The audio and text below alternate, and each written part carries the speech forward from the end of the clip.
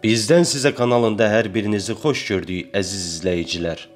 Bu videoda eşidəcəklərinizin sizdə şok effekti yaradacağından əminəm.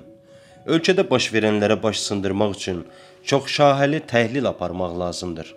Elə sirli və düyünlü məqamlar var ki, bu barədə danışmaq sözün əsl mənasında həm cəsarət istəyir, həm də dərin analiz qabiliyyəti. Səbirlə və diqqətlə videonu sona qədər izləməyinizi tövsiyə edirəm. Bu material faktlara əsaslanır. Əvvəlcə sizə bunu da deyim ki, bizim üçün dəstəyiniz olduqca vacibdir. Kanalımıza abunə olaraq videonu bəyənməyi unutmamağınızı rica edirəm. Bunu da xatırlatmaq yerinə düşər. Bu material bizdən sizə kanalının müəyyən siyasi analizlərlə ekspert qrupu tərəfindən hazırlanıb. Beləliklə, hazırsınızsa mövzumuza keçid alaq. Toy qalmaqalı videosunun yayılması təsadüfi deyildi.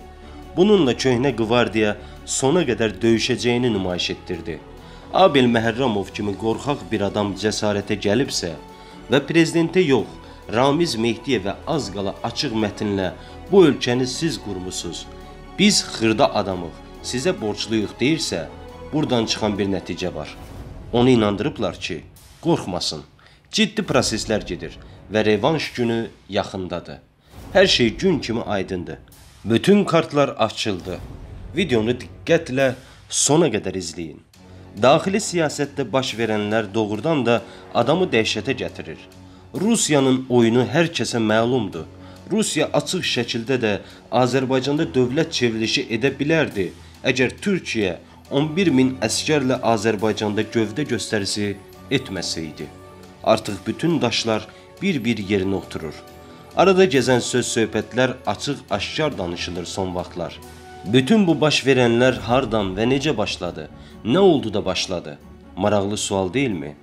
Əvvəla ondan başlayaq ki, Mehriban xanım Əliyeva vitse-prezident təyin olunduqdan sonra ölkədə siyasi vəziyyət dəyişdi.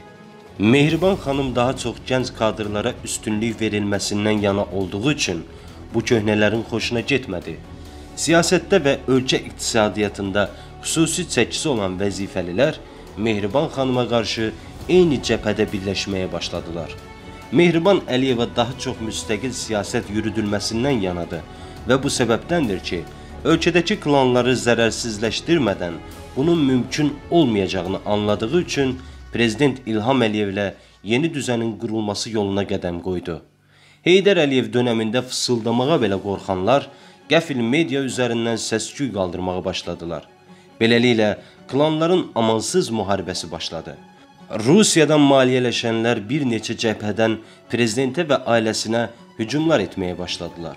Bütün bunları görən İlham Əliyev Türkiyənin regionda artan gücünü düzgün qiymətləndirərək Ərdoğanla münasibətləri daha da inkişaf etdirməyə başladı. İlham Əliyev bölgədə Rus zülmünün çoxəsrlik olduğunu yaxşı bildiyi üçün hər zaman Türk birliyindən yana olub. Buna bir neçə misal çəkmək olar. Məsələn, türk dilli dövlətlərin iclaslarını tez-tez ya Bakıda, ya da Naxçıvanda keçirilməsi təşəbbüsü ilə çıxış edən İlham Əliyev bir növ bu birliyin inkişaf edərək regionda təklənən Azərbaycanın əlini güclü etmək niyyətindədir. Bunu görən və anlayan Rusiya tədbiri əldən verməmək üçün köhnə mexanizmlərini işə saldı və istəmədiyimiz, hətta çırpındığımız bir neçə acı olaylara şahid olmaq məcburiyyətində qaldıq. Ermənistan kartından məharətlə istifadə edən Rusiya daha da irəli gedərək generalın ölümü ilə bizə gözdağı verdi. Məlum hadisədə Türkiyənin adekvatlığı Rusiyanı geri çəkilməyə məcbur etdi. İlham Əliyevi bu yolla kontrol edə bilməyəcəyini anlayan Rusiya, Azərbaycanda dövlət çevrilişi etməyi qarşısına məqsəd qoydu. Mən bu hadisələri Türkiyədə baş verən 15 Temmuz darbəsinə bənzədirəm. Necə ki, Ərdoğan hökuməti darbənin vaxtını tezləşdirməklə FETÖ-nü məğlub etmişdi. Tovuz hadisələrindən əvvəl siyasi arenada baş verən oliqarxların təmizlənməsi məsələsi də Tovuz darbəsini tezləşdirməyə sövq etdi Rusiyanı. Beləliklə, Tovuz darbəsi bütün kartların açılması məcburiyyətini yaratdı və indi baş verənlər gözlər önündədir. Biraz əvvəl qeyd etdiyim kimi, toy qalmaqalı videosunun yayılması təsadüfi deyildi. Bununla köhnə qvardiya sona qədər döyüşəcəyini nümayiş etdirdi. Abel Məhərrəmov kimi qorxaq bir adam cəsarətə gəlib və Prezident İlham Əliyevə yox, Ramiz Mehdiyevə az qala açıq mətnlə bu ölkəni siz qorumusunuz, biz xırda adamıq, sizə borcluyuq deyirsə, buradan çıxan bir nəticə var.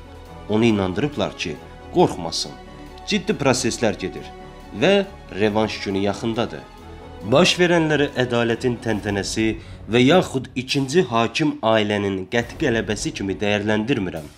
Görüntülərin yayılmasında köhnələr özləri də maraqlı ola bilərdi. Bu belədirsə, nə anlama gəlir?